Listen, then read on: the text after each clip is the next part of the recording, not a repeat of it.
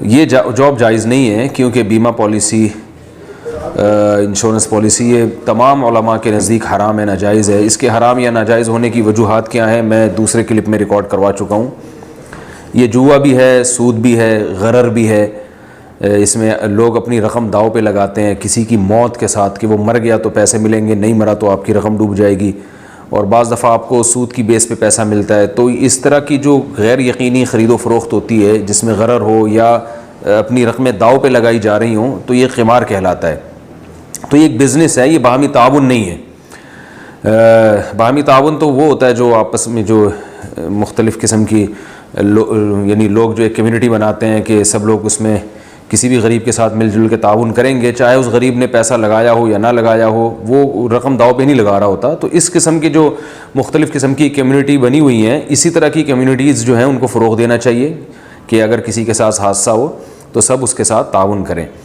لیکن یہ جو آپ نے بتائی ہے یہ جاب، کیونکہ یہ انشورنس پالیسی حرام ہے تو اس کی طرف لوگوں کو ترغیب دینا بھی ناجائز ہے، کیونکہ گناہ میں تعاون کرنا اور گناہ کی طرف لوگوں کو دعوت دینا وہ بھی حرام اور ناجائز ہے۔ تو یہ ایک بزنس ہے، پوری دنیا میں بڑے پیمانے پر ہو رہا ہے۔ میں اکثر لوگوں کو ترغیب دیتا ہوں کہ جو لوگ اگر خود سے کیوں نہیں ایک ایسے تعاون کے ادارے کھول لیتے۔ کچھ دن پہلے میرا کسی فیکٹری میں جانا ہوا، اس فیکٹری کے جو مالک تھے وہ کہنے لگے کہ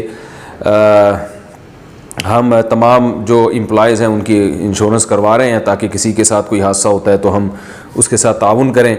تو یہ شرعاً جائز ہے یا نہیں؟ میں نے کہا ناجائز ہے۔ کہنے پھر ہم کیا کریں؟ اگر کوئی حادثہ ہو جاتا ہے کسی مزدور کا تو ہمارے کھاتے میں سارا پڑتا ہے، ہم کہاں سے اتنا پیسہ دیں گے؟ تو میں نے کہا دیکھیں، آپ نے کبھی اس پہ غور کیا ہے کہ آپ خود سے کوئی ایسا ادارہ بنائیں جو واقعی باہمی تعاون کی بیس پر ہو، جس میں انشورنس میں جو خرابیاں وہ نہ ہوں؟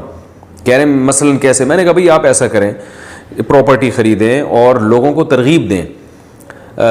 ایک مثال دے رہا ہوں میں، لیکن جب آپ سوچیں گے تو 10 طریقے آپ کے سامنے نکل آئیں گے۔ میں تو ایک ہدف دے رہا ہوں آپ کو کہ آپ سوچنا تو شروع کریں۔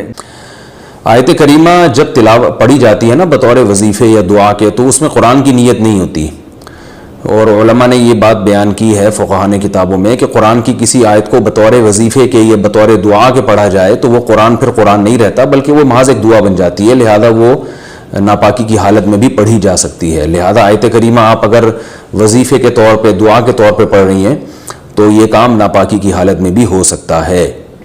اسی طرح آیت کریمہ کے علاوہ سورہ فاتحہ ہے، یا رات کو سوتے ہوئے جو دم کیا جاتا ہے اپنے اوپر، سورہ فلق، سورہ ناس اور سورہ اخلاص کے ذریعے، تو یہ سب جائز ہے۔